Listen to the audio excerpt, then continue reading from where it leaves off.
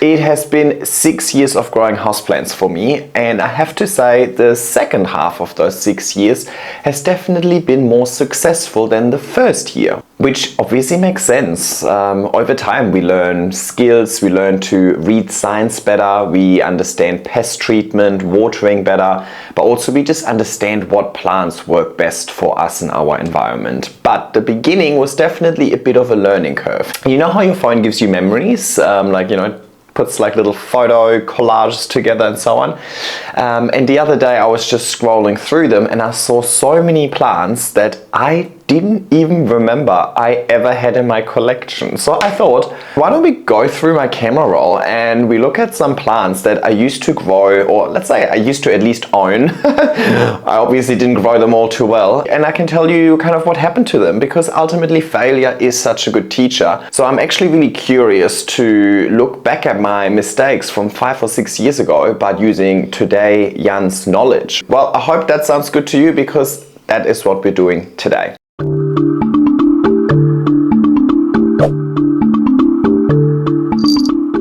Hey everybody, and welcome back to my YouTube channel.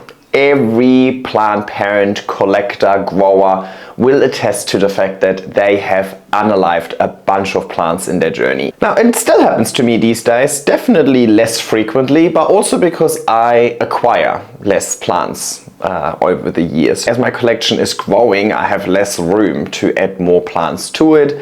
Less new plants usually means less new learnings, which usually means less plants being unalived. However, at the beginning of my plant journey, I like to call it the accumulation phase, where you just go around and you buy all of the plants you can see. You haven't made your learnings yet, you're so blissfully unaware, right? You go to a garden store and you pick out a caletheia and you think it's a good idea. Fun times, wasn't that? That's obviously where you make the most learnings, but usually you make a lot of learnings because a lot of things go wrong. So I want to jump straight back and look at some plants that I have killed. By the way, I'm pretty sure YouTube is very unhappy with me using the word kill. I think they want me to use unalive. Let's see what the algorithm does to this video and if I get punished for my extremely controversial choice in words. But maybe on that note, it would be good if you give this video a thumbs up, if you leave a comment down below, if you engage with this video in any shape or form, so that we don't have to fully rely on just the algorithm. Just in case. So let's get started, and we're starting in July 2019. That's really when I first started putting some plants inside of my house. I had a few cacti and succulents in my garden, but they were just there. You know what I mean? I didn't do anything for them. There's no learning in that for me, really. This is actually one of the first plants I ever bought. I think I bought it at Woolies actually. Like, what is it? Caletheia? It's not Orbifolia, it's the other one.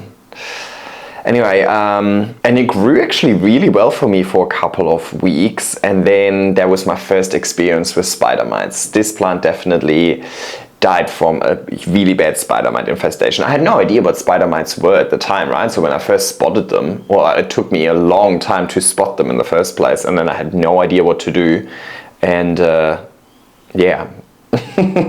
Honestly, I don't think I would do that much better this time around with this plant. I was really captivated by this plant because it looked so fake. I couldn't believe that this plant is actually real. In hindsight, it would have probably been better if it was fake, to be honest.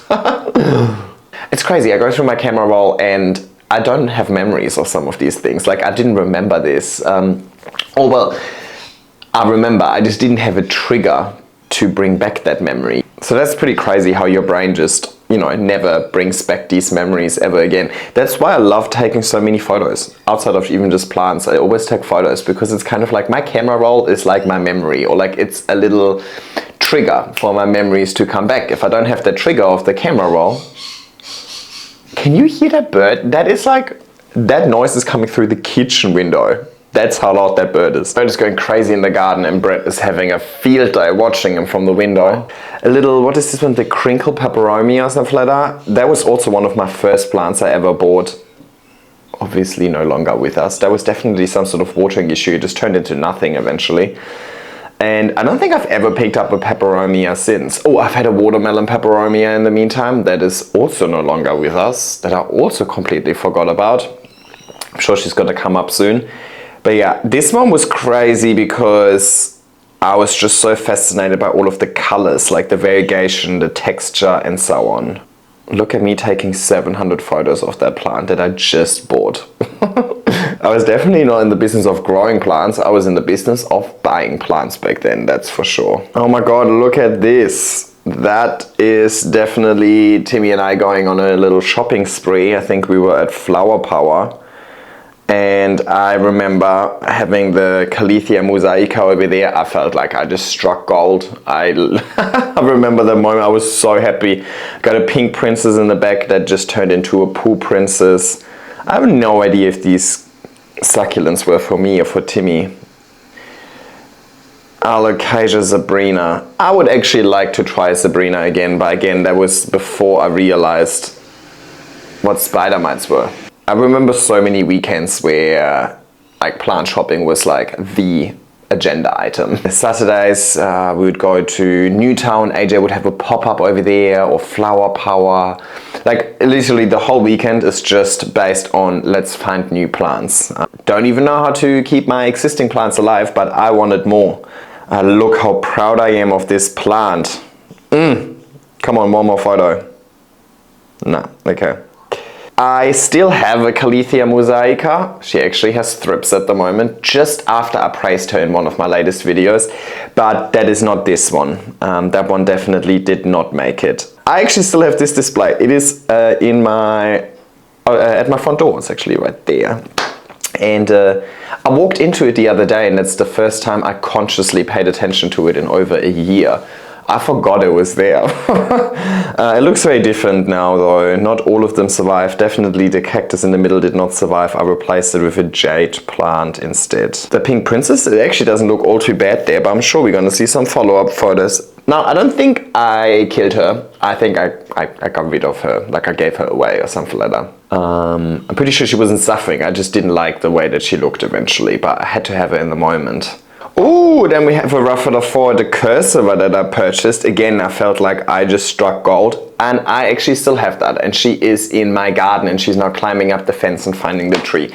I have put very little effort into this plant over the last 5 or 6 years though, I have to say. It was definitely one of these plants that eventually I just completely chopped back and then kind of put in the ground somewhere. To be honest, I don't remember how she made it into my garden. I don't know where that plant was in my last house, in the house before that. I only remember it from like my very initial house, and where it is now, I have no recollection of that plant in the meantime. That one was a little Philodendron Florida, not the beauty, not the ghost, just a green one. And I rescued that, and I'm pretty sure this was $1. It was in the rescue section, and that actually grew huge. And I had that all the way until I had to move 2 moves ago.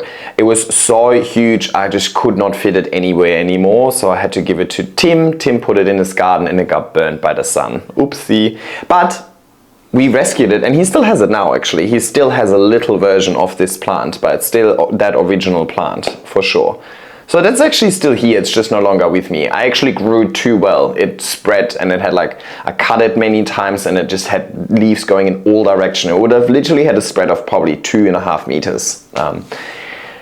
So this one I grew too well. I think that was one of my first like rescue missions, you know. I also vividly remember that time because I was so obsessed with my tiny plants. Like I would check on these plants 4 to 5 times a day to see if there's any sign of growth. I was like, bro, you just bought them yesterday. Like you didn't even repot them. You don't know anything about these plants. So like, what are you expecting? But I was expecting extremely rapid growth, quite clearly. Horsehead philodendron, a single node cutting.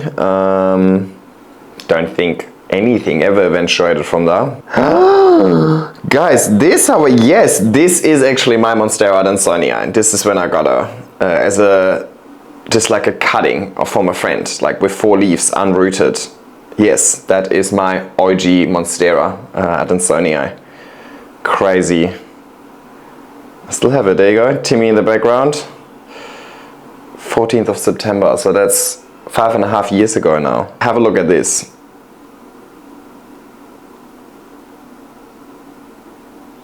That is in sequential order. I'm not skipping anything here. That is literally just my camera roll. Oh, we're switching it up with a Syngonian batik, which I also don't have anymore. Why? Oh, here we go. We keep going. Oh, now let's try this window. Now let's do a photo shoot in this window. And now I'm holding it. Can you tell I was really happy with that Monstera Adansonii? And I remember Tim really hating it when I first got it, and I was so proud of it, and I showed him. He was really hating it because he thought it looked so sick with all the holes. And I kind of get it, but I think I'm growing it nicely enough now. It's one of his favorite as well. He always wants the bottom part of that one when I chop it. And look at Mr. Brettles. Oh. String of pearls, pretty sure that completely rotted away. Variegated string. I had a moment where I had all of the strings off. I had the string of hearts variegata, string of pearls variegata. None of the string things ever really worked out for me. I think I just way overloved that one, like way too much water, because I wanted it to grow fast. Still that time in my plant journey where I didn't have many plants, right? I mean, I was more buying plants, but all the plants I was buying were quite small, but I wasn't really rewarded with growth, right? So I obviously wanted to compensate for that by buying more plants, and I was trying to speed up the growth so that I can finally feel a little bit of success. But that is obviously something that doesn't necessarily work when we're talking about plants. You got to stay patient. You can't force it, right? So thinking about it, I definitely learned a whole lot of patience from this over the years. Alocasia amazonica. Yeah, I mean, pretty sure that one had spider mites. Should really go through this and delete, but if I would delete them, then we couldn't have these cute moments. What was I thinking? Why would I get this? Death by spider mites, this one. Oh yeah, here we go. The string of hearts. Yeah, I know it is grew actually quite well, just eventually, I don't know. What happened to it? I wonder what happened to it. You also got to keep in mind that I moved 3 times. I've been in 4 different places. Each place obviously comes with a different set of conditions, but also a different set of space requirement. I came from a house that had a garden, a little like sunroom that is like it's open, but it's shaded or covered, to then a top floor apartment with the tiniest balconies, but a whole lot of sun, to then a bottom level apartment that had 2 ginormous gardens but hardly any space inside, to now this house that again has kind of not that much space inside but quite a bit of garden space and so on. But every place comes with a new set of challenges, a new set of space requirements, and then some plants just sometimes don't fit in, so I passed them on to friends. So it's not always just like pests that killed it or my doing that killed it. Sometimes I also just had to let go of a plant because it just wasn't really fitting in the space anymore. But this one, I have no recollection. I have very vivid memories of having an absolute mental breakdown over all of the chains of hearts actually getting like interlinked, you know, and the little leaves are like little hooks, they hook into each other, and then if you're trying to free them up and separate them to make them look good, like you just rip off all of the leaves and it's just absolute carnage on the floor. And I remember having such a mental breakdown over the bloody string of hearts. Oh, so beautiful. Now honestly, like all my plants can go like domino day behind me, and I'm like, oh no, that's unfortunate. Domino day. This is a little bird of paradise, and this is actually Max's grave. So Brad's brother unfortunately died in a car accident. So we put him in the garden, and I put a bird of paradise on there. And when I moved, I ripped that bird of paradise out. I was like, excuse me, this literally has my baby's DNA in it, pretty much, right? Or fertilized by my baby's DNA. So I gave it to Tim, and Tim put it in his garden, and it was thriving. But then Tim also moved from that house, so we no longer have it. But bird of paradise will always kind of have a bit of a special memory for me because it reminds me of Max. But Max was the cat that was very curious about plants. When I started putting a few plants in, he didn't really, he showed too much interest, and I know that most of the plants that I now grow are actually toxic to pets. So actually only after Max died, I was able to put more plants inside the house, because Brett doesn't care. But I also think I was obviously really sad about the loss, and I think I found a little bit of comfort in plants, right? I definitely think that fueled my craze for more plants and wanting to get more. So hopefully we get to see a few nicer plants from here on, but yeah, unfortunately, very sad story. Oh my god, I remember that. I'm still in the bloody parking lot of Flower Power. That's how excited I was. I found a Rhaphidophora decursiva, not decursiva, a Rhaphidophora tetrasperma, that one, at Flower Power, and I was so in love. I could not believe my luck.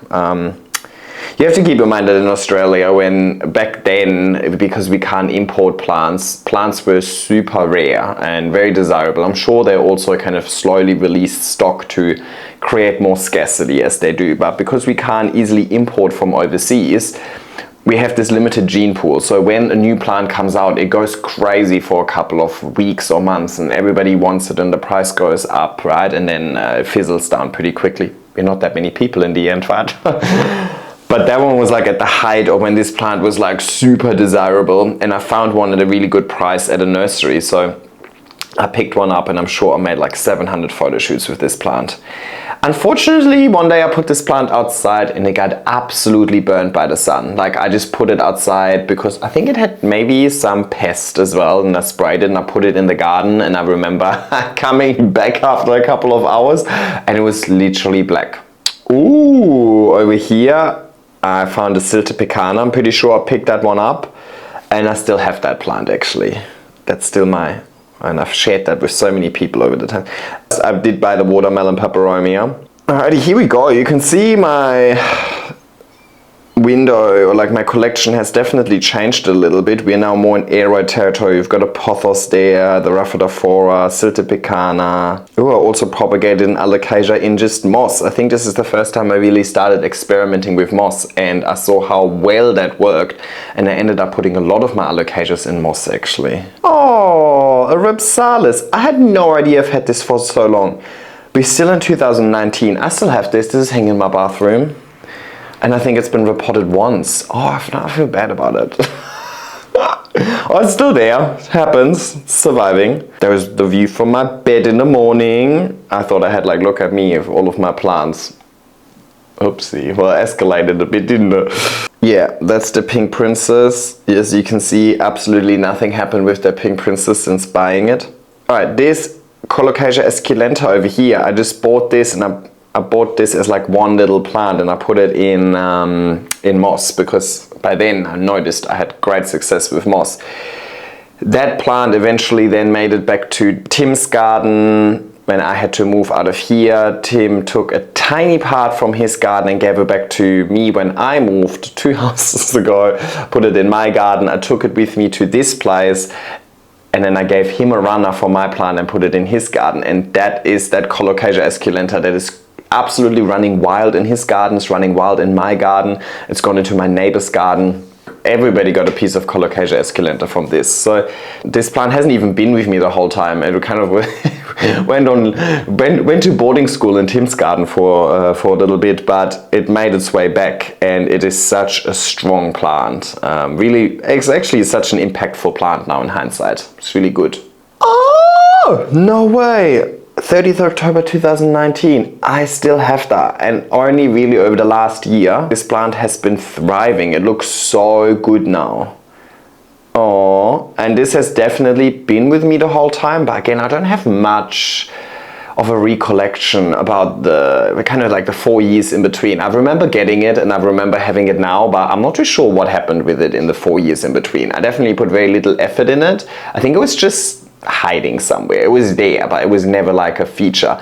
Also keep in mind, you know, like a lot of the memories I have with my plants are around content. I don't think this is a plant I've ever really made much content with, right?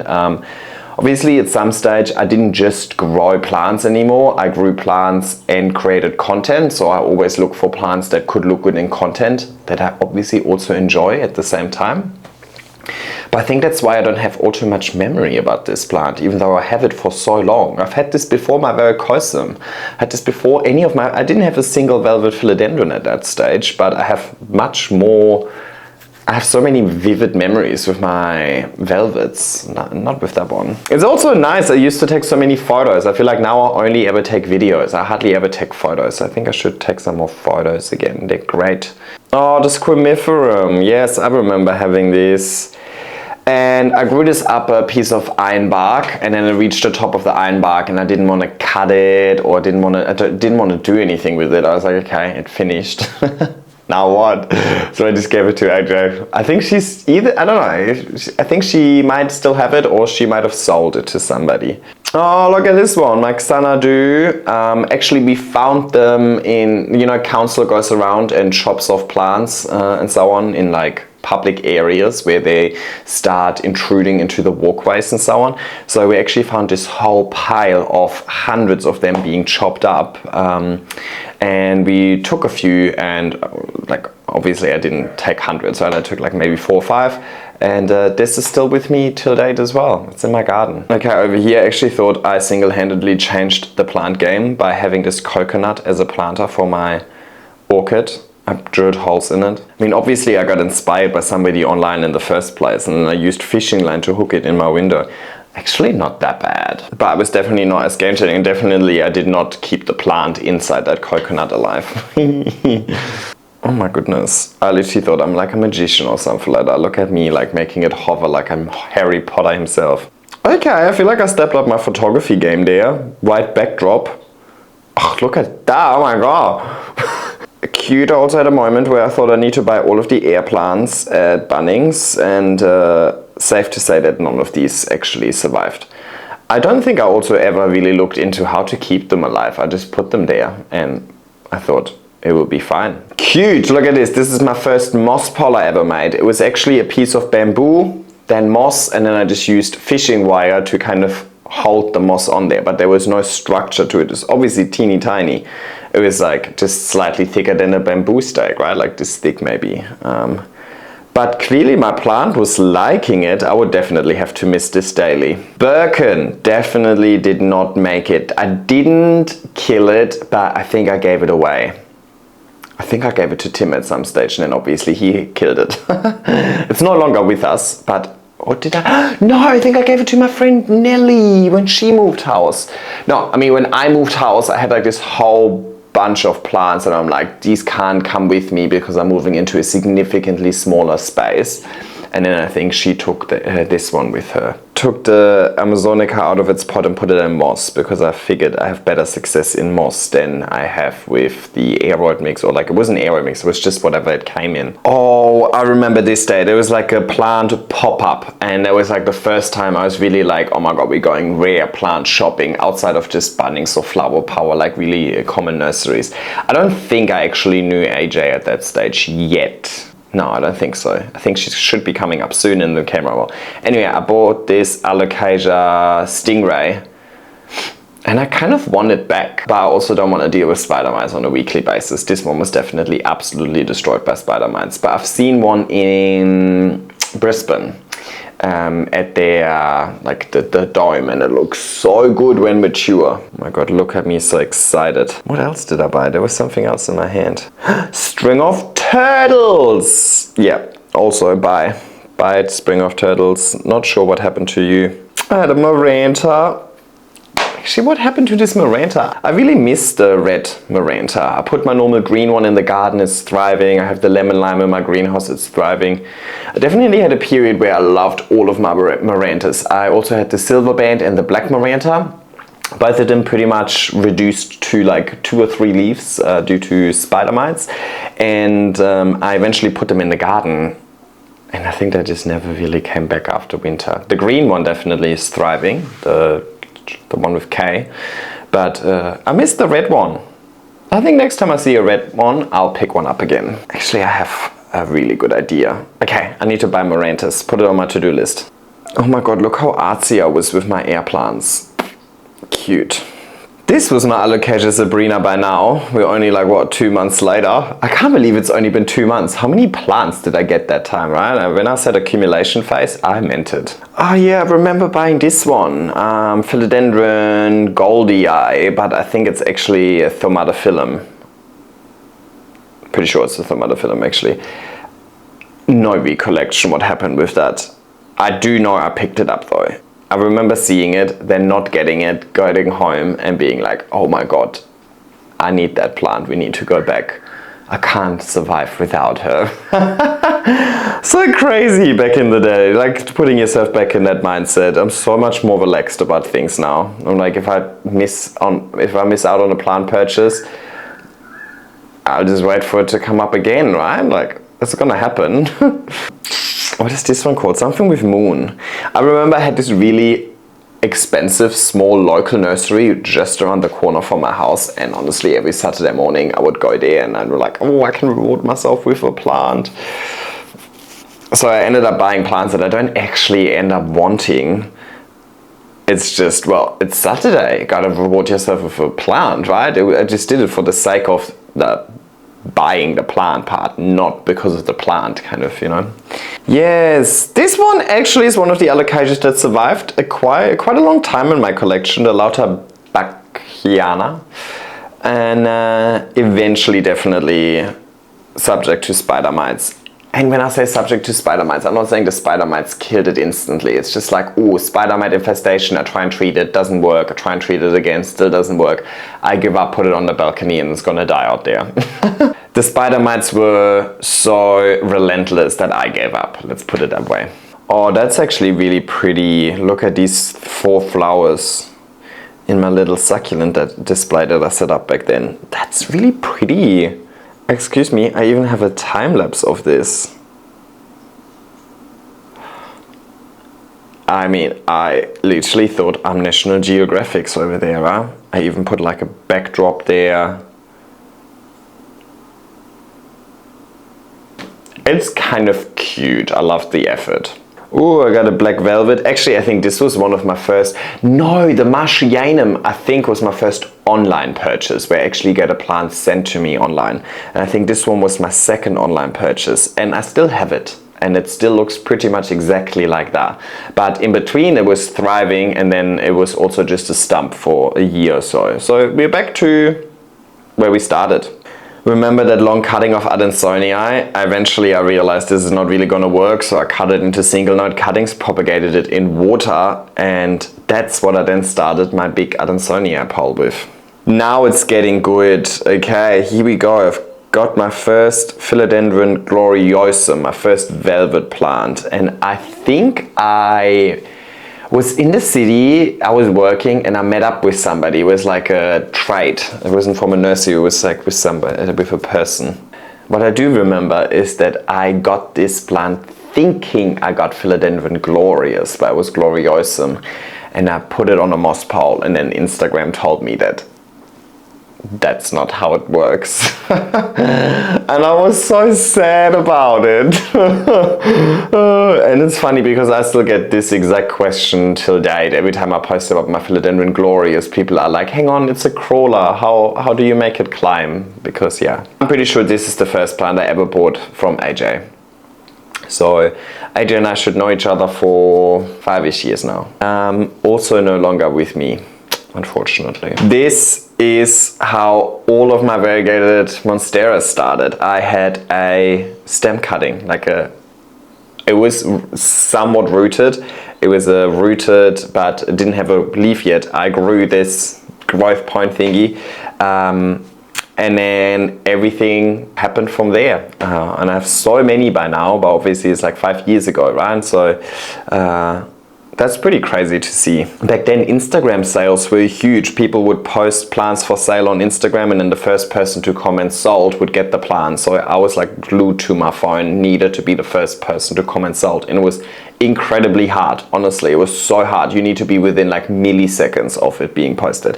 But I got this Atabapoense, not knowing what it is, why I just wanted it, right? I'm like, oh my God, this looks fancy. It sounds fancy. It's desirable. Everybody, you know what I mean? It was more about the craze of, oh my God, I need to get this plant because, well, obviously it's desirable because everybody wants to comment sold. Then I wanted to. I got it, and I actually have to say this one was a plant purchase I didn't regret. My big mother plant unfortunately did not survive winter outside, but I gave a cutting to Tim a few years ago, and his is still growing well. So he now took cuttings to give back to me. Always good if you can share your plants, because then you have like insurance policies and other people's collections. Definitely we are getting a little bit more towards the plants that I now still like to grow, right? I'm getting plants online now as well, so I have a much broader variety of plants available rather than just going to my local nursery and buying whatever they have, if I want it or not, just because I want to buy something, right? And it looks like I have made my first normal moss pole over here in this photo, right? So this one was the weird one with the fishing wire, and I think I made my first normal one. Oh, and here's my gloriosum on a moss pole. Girl, will never happen. Oh, totem. I definitely did not kill this one, but it's no longer with me either, and I would have totally forgotten about this plant. I think it is again one of these plants that I gave to a friend as part of a move, because it was just not my favorite, so it wasn't allowed to come. This was my little alocasia collection by then, and you can see I pretty much put all of them in moss because I had a better time spying on the roots and realizing the watering requirement, but that obviously didn't help with the spider mites. So eventually, I'm pretty sure I took all of them and I put them in one pot and I put it in the garden, and that worked, but I then lost that whole pot when I moved into an apartment where I didn't have a garden. I gave that to Tim. Yeah, look at that, it rooted so well. Here we go, that's the first leaf on my Monstera elbow. Now I have so many, and I've given so many away already. Here we go, that's the big pot I was talking about. Actually, they weren't all potted up together, they were all potted up individually. I was smarter back then than I thought I was. Homolomina camouflage, I remember that was like the cheap version of the Aglonema pictum tricolor that was super rare and desirable back then in Australia. This one was really cost effective, but I don't think it ever grew a single leaf in my care. I'm pretty much just rotted away straight away. Probably way too much water. Alrighty, let's have a look at this. Okay, we've got a tetrasperma. Look at this, that's my Adansonia on the pole then, when I started it. Man, I converted this to a better moss pole, and I took my gloriosum off a moss pole. We're getting somewhere. Oh my god, I was so happy when I got the green, the dragon scale. I do think actually there's a corm alive somewhere in my greenhouse, but I would say this plant is no longer with me in the grand scheme of things. Also, sorry, I'm getting really distracted by like some positive stories here as well of like plants that started off tiny. On that note, I have to show you this photo. This is one of my favorite photos. This is about 5 years ago, no, just a little bit over 5 years ago. But this is my Varicosum, my Milano, my El Salvador, and my Discoria discala. All four of them still some of my favorite plants. They're all still with me, and they all started off so super small. I don't think this photo really shows you the scale of how small they are. Like, look at the Varicosum in my hand, so small. That was definitely, there was a pop-up store in the city, Neva, and she sold all of her, like some propagations from a private collection. The Varicosum was the most expensive one on the menu, I'm pretty sure. I grabbed that straight away, so I got a few freebies. And yeah, here we go. Oh, look at me. Cute. That was definitely the day that took my plant hobby to like the next level, where I'm like, oh, I now have like rare velvet philodendron and so on.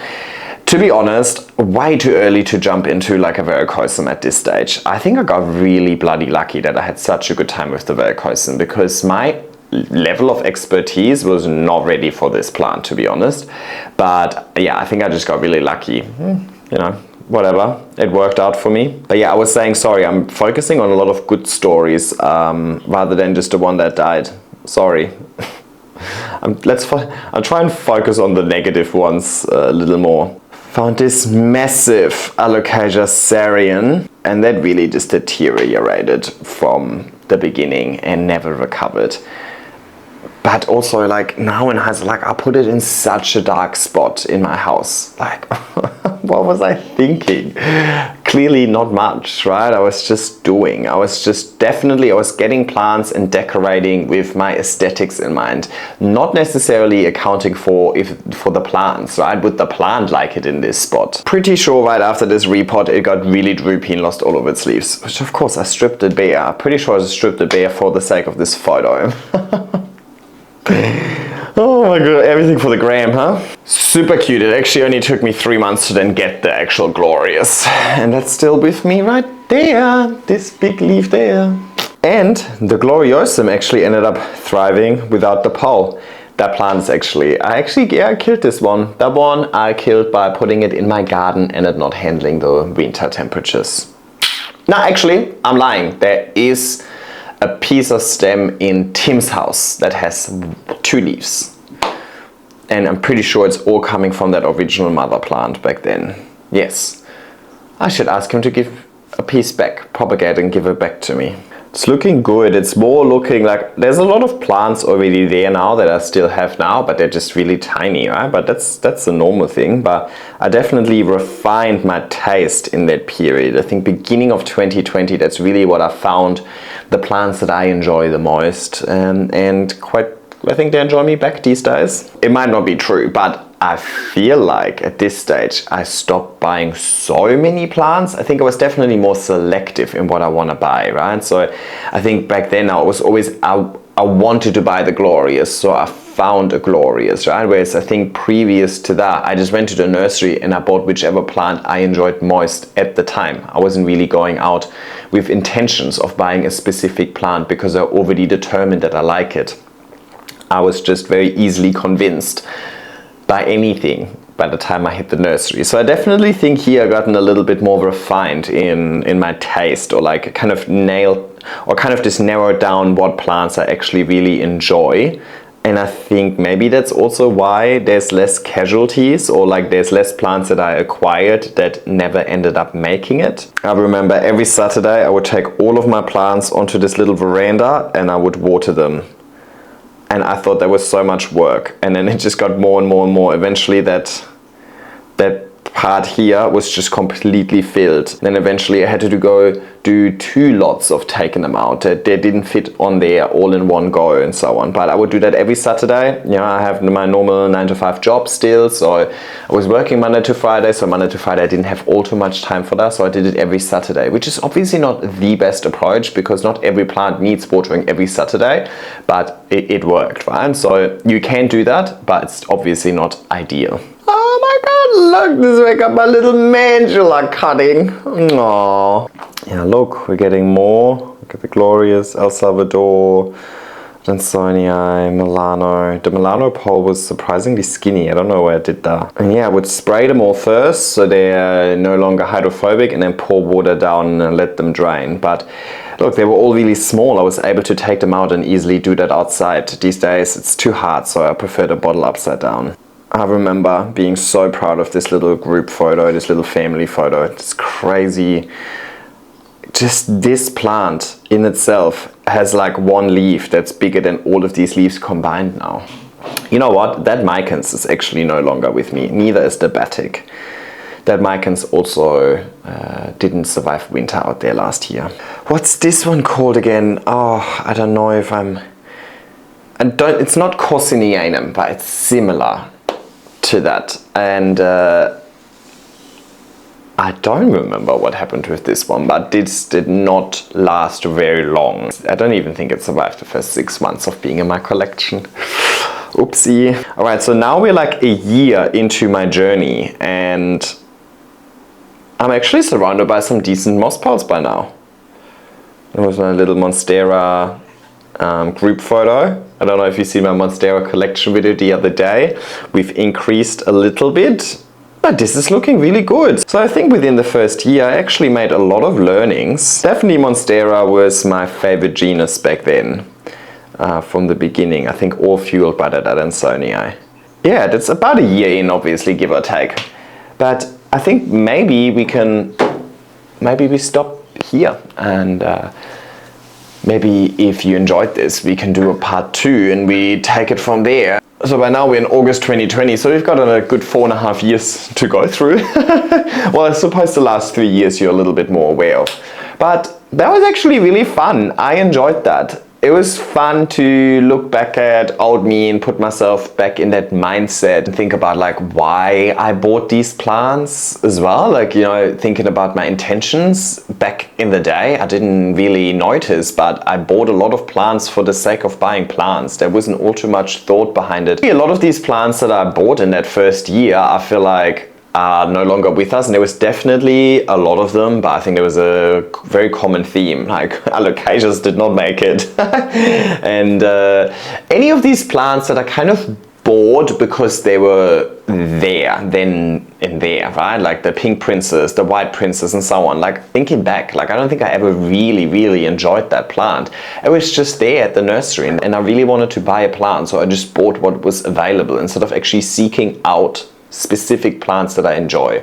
I definitely think that once I ventured into buying plants online as well, I was more selective with what I buy, because I now can obviously buy more, right? So if I go in with the same mindset and just buy whatever is available, I'll be bankrupt pretty much instantly. So I was more selective with what I bought once I started buying things online. And I think I also just, you know, learned a little bit. I noticed that I really enjoy this vertical growing, especially the Siltepecana Adansonii really showed me how well that works. And then the El Salvador was really shooting the lights out with that vertical growing, so I started looking more into vertical growers, right? So I ventured away from alocasias that didn't yield the results that I wanted and focused more on things that actually worked out. Still unsure how I managed to keep the Verrucosum and the Milano alive ever since that moment back then, but I'm glad I did, right? Oh, looking good. It's actually really good to see, and I'm sure that, you know, if you are maybe in year 1 or year 2 of your plant journey, everything that I said might resonate with you. Maybe you were more deliberate with your choices from the beginning. Doesn't really matter how you do this plant journey thing. It doesn't matter how you do your hobby, as long as you enjoy your life.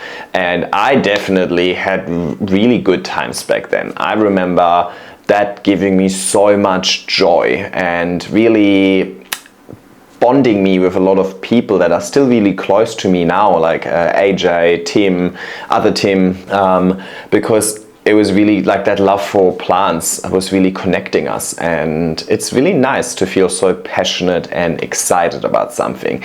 These days I'm much more excited about content, I think, you know, like a lot of my journey has morphed into obviously also growing plants, but a lot of it is about content and creating interesting content, hopefully interesting content, creating informative content and so on. So I think a little bit of the pure joy of just growing plants has been a little bit taken away from me, because I'm no longer just growing plants. I'm creating content with these plants, right? So my care approach needs to also fit around my approach to content. But I gained so much in return by being able to make this beautiful hobby my job. And Jan from back then was so blissfully unaware of how this is going to escalate. So it's really nice to look back at it. And I obviously also made a bunch of stupid decisions. I bought way too many plants in a really short amount of time without knowing all too much about these plants. So I made learnings with, you know, 20 alocasias at once. Spider mites are a bitch, you know, like maybe a learning I could have made with one at a time, but you know, the desire to buy plants was a little too strong back then. Anyway, I hope you enjoyed this video. It wasn't the most informative one, but that was never the intention. This was really pure entertainment for you and myself as well. I was certainly entertained, and I would actually really love to look at a few more old photos of this. It definitely wasn't as negative as I thought it would be. There was some really good stories in there as well, which actually ended up making it, I think, a better video, hopefully, rather than just negativity, even though the negativity sells. So I think the thumbnail is definitely going to be negative. In the comments down below, let me know when you started collecting plants. What year was that? Just so I get a bit of a sense of, you know, what's the maturity of everybody's collection. That would be really nice to know. I would love to know if you've been doing this for many decades or maybe just a couple of weeks. Everybody's welcome over here. So let me know in the comment section down below. Give the video a thumbs up. Make sure you subscribe to my channel and turn on the bell notification so you get informed when I upload next. And I will see you soon. See ya.